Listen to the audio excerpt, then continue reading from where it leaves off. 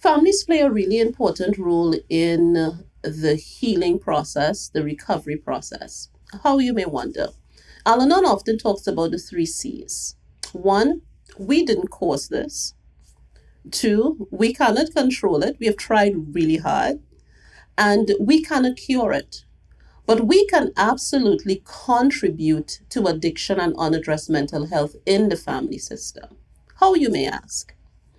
Through enabling. That really popular word, enabling. I know that you know it. Codependency. Often, that's why I encourage family members to do their own work. It's really hard to see our loved ones destroying their lives, making poor decisions, time and time again. And every instinct in us, we want to save them. We want to change it. We want to help them. But the reality is, we cannot. The shame that sometimes we experience, the blame that we experience, thinking we have in some way made our loved ones defective, our own insecurities, thinking, why am I not good enough for them to stop drinking, stop using, or take their medications?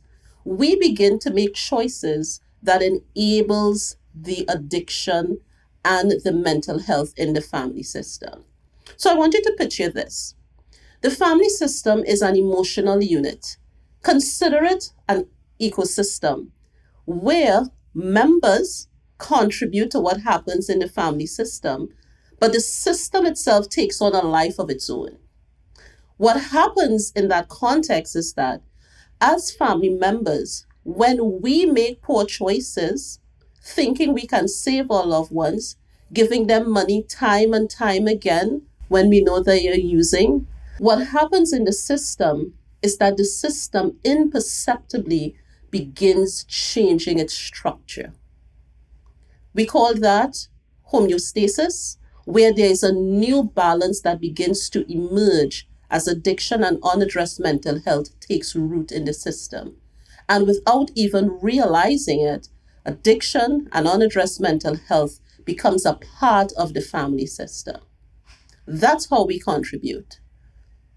The beautiful thing is, we can also contribute to the healing process by doing our own work, by setting boundaries, by saying no, by saying, hey, you know what?